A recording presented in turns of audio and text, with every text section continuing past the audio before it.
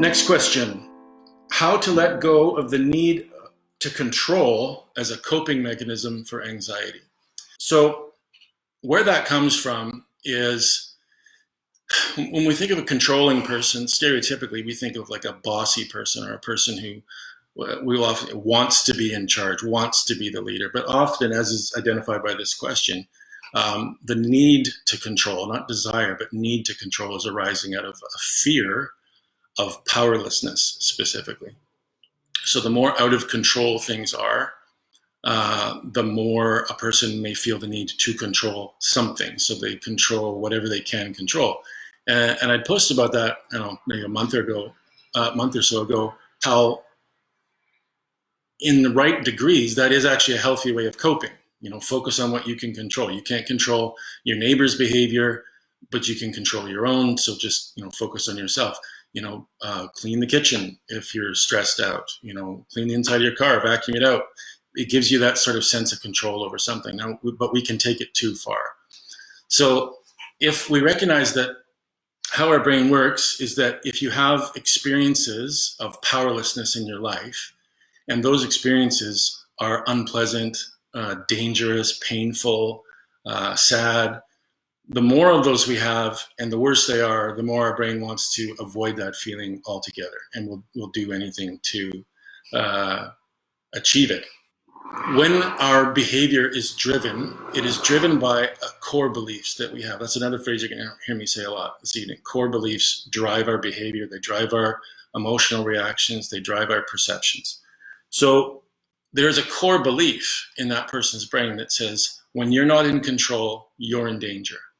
It is not effective to say to the person, no, you're not. You're fine. Yes, I know you're not in control, but it's fine. Because essentially the brain is saying, well, that can't be true because powerlessness is dangerous and I'm powerless, so I must be in danger. Saying, no, you're not. Like anybody who's tried to calm themselves down or somebody else who's anxious or upset, we know that saying the thing you're upset about isn't a real thing, so don't be upset, doesn't usually work. It doesn't work when you're talking to other people. It doesn't work with self-talk either. The first thing we have to do is we have to validate your brain for having that message or sending that message to you. Thank you, brain. I get it. You are associating powerlessness with danger, and I understand why. We can review some of these experiences that I've had in my life that I wasn't in control and it went badly. It makes sense that you've made this connection. And yeah, I'm not in control of this current situation. So it makes sense, again, that you're driving me to this emotional reaction. However, if we just pause for a second, what is similar between those situations in the past and now, and what is different? So, of course, there are going to be similarities. Sometimes the similarity is as simple as I'm powerless. Sometimes it's more, maybe I'm powerless to get someone to listen to me and they're just talking over top of me, just the way my mom or dad or grade 2 teacher used to do when I was a kid. And so the brain is lumping them all together. So if we were to say, well, yeah, but that's the past. Well, that's not how the brain works. We have to say, I see why you're triggered and why you're tricked into thinking that what's happening now is what happened in the past. It does make sense. But let's now focus on what's different between the current situation and the past situation. And this is another theme I think you'll probably hear from me a lot, is you have to practice this stuff outside the heat of the moment.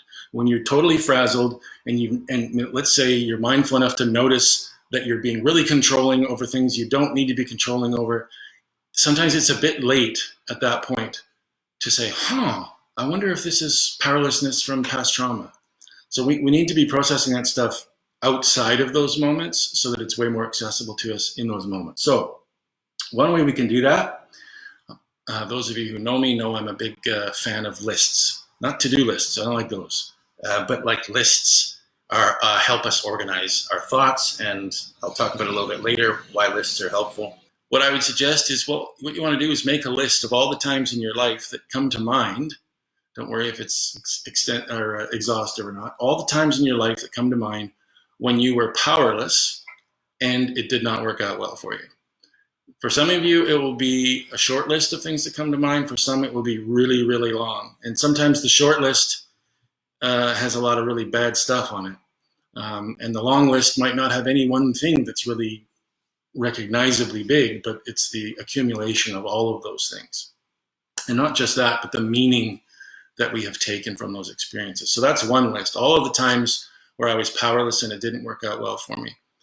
So for some of you, that would be an easy list to make because your brain never lets you forget it. The harder list to make is all of the times where I was powerless and it worked out just fine. So when we have anxiety, we overestimate the accuracy of our catastrophe predictor in our brain.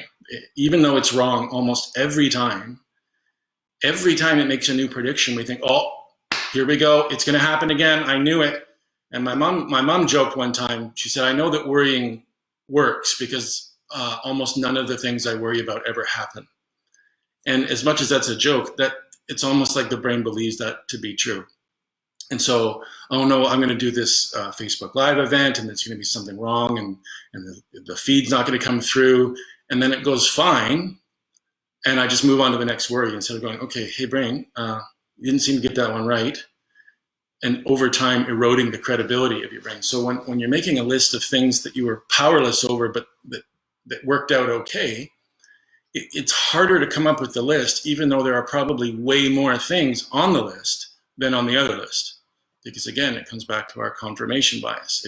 If your brain has the belief that powerlessness is a dangerous negative experience, it's going to pay particular attention to the ones that fit the bill and completely ignore and forget the ones that don't fit the bill.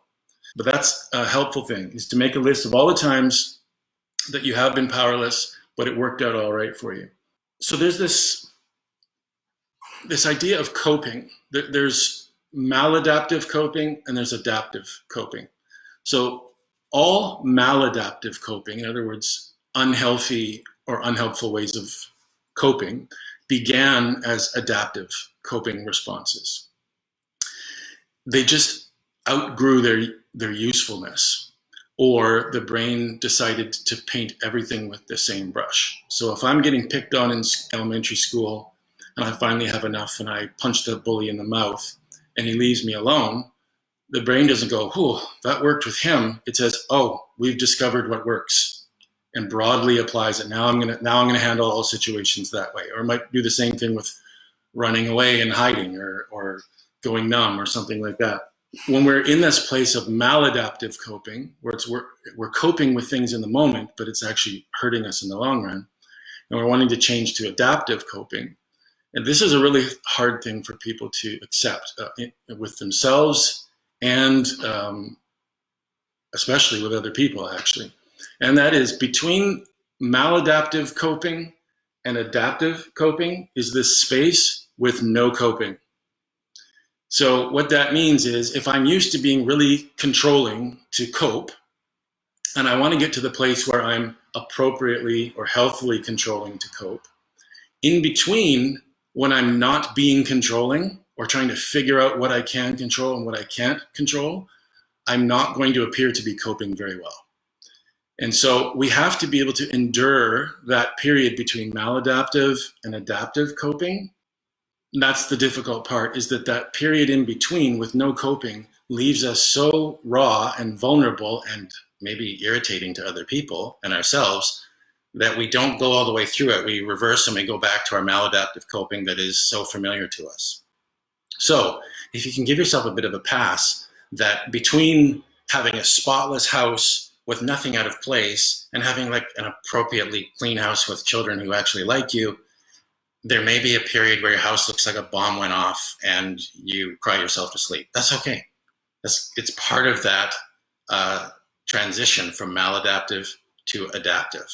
Probably really frustrating for people to hear, because we're the fast food culture, right? We want things to work now. People say, what do I do about this? And really, we want like a headline-sized solution. And really, the answer is decidedly less sexy than that. It's things like making lists and writing journals and talking and having 10,000 conversations with somebody about the same thing until something finally shifts.